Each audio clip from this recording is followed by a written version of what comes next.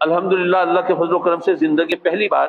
یہ کتاب ایک چھپ کر یہ سامنے آئی ہے، میں اب صاحب تصنیف ہو گیا ہوں۔ جنت کی حقیقت اس کا عنوان میں رکھا ہے، یہ بھائی میں پہلی تو آپ کو پیش کروں۔ دراصل ایسا ہوا کہ ابا جی قبلہ رحمۃ اللہ علیہ جب قرآن مجید کی تفسیر تحریر فرما رہے تھے، پہلے پارے کی تفسیر التبیان تحریر شائع ہو چکی ہے اور بہت سے لوگوں کے پاس ہوگی بھی صحیح۔ میں اس وقت ابا جی قبلہ کی خدمت میں حاضر تھا، تو میری ابا جی قبلہ کی شفقت کی وجہ سے میں ذرا تھوڑا سا جسارت کر لیتا تھا بات کرنے کی۔ تو جب پہلے پارے میں حوروں کا ذکر آیا تو میں نے کہا کہ ابا جی وہ کچھ لوگ ایسے ہیں جو کہ بعض اوقات علماء کو خراب کرنے کے لیے، بعض اوقات دین کا مذاق اڑانے کے لیے اعتراض کرتے ہیں، تو وہ کہتے ہیں جی ہاں جنت میں مردوں کے لیے تو حوریں ہوں گی، عورتوں کے لیے کیا ہوگا؟ تو آپ جیسی ہستی جواب دے سکتی ہے، ورنہ تو کسی اور سے تو ہمیں توقع ہے نہیں۔ تو آپ کرم فرمائیں اپنی تفسیر میں اس کا جواب عطا فرما دیں تو بہت سو کا بھلا ہو جائے گا۔ ابا جی قبلہ نے میری درخواست کو قبول فرمایا، لیکن انہوں نے یہ فرمایا کہ چونکہ اس پر لوگوں نے لطیفے بنائے ہوئے ہیں، مذاق کرتے ہیں، تو اس لیے ہم بہت سنجیدہ علمی انداز میں مختصر جواب دیں گے، کیونکہ کوئی بات پھیلائی جائے تو اس میں لوگوں کو باتیں کرنے کی اب زیادہ موقع ملتا ہے نا۔ تو آپ نے اپنی تفسیر میں تفسیر التبیان میں اس کا جواب تحریر فرما دیا، اور وہ علمی انداز سے تحریر فرمایا، بہت مکمل اور شافی جواب ہے۔ لیکن وہ جواب لکھتے ہوئے جو ڈسکشنز ہوتی رہی نا، جو باتیں ہوتی رہی ابا جی قبلہ کے ساتھ، ہم جو لوگ بھی بیٹھتے تھے،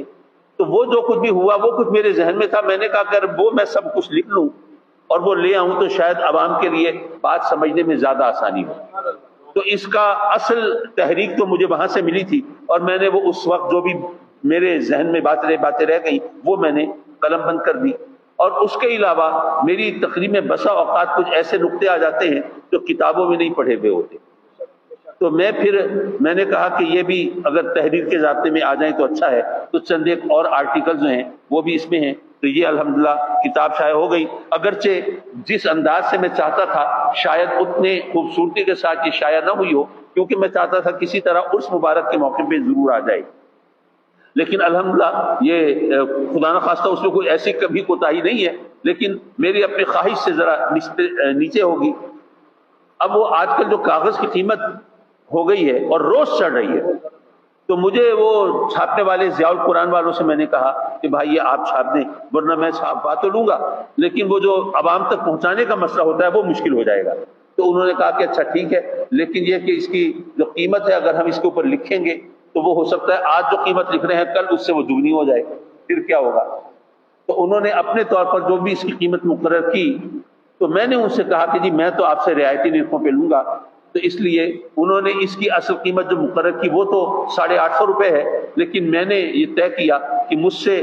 جو لوگ یہاں سے وصول کریں گے ان کو انشاءاللہ یہ 650 میں مل سکتی ہے، حاصل کر سکتے ہیں۔ مجھے اندازہ ہے آج کل غربت میں، مہنگائی میں 650 روپے بھی کوئی کم ہدیہ نہیں ہے، لیکن بہرحال یہاں پہ ایک یہ رعایتی نرخوں پر آپ حاصل کر سکتے ہیں۔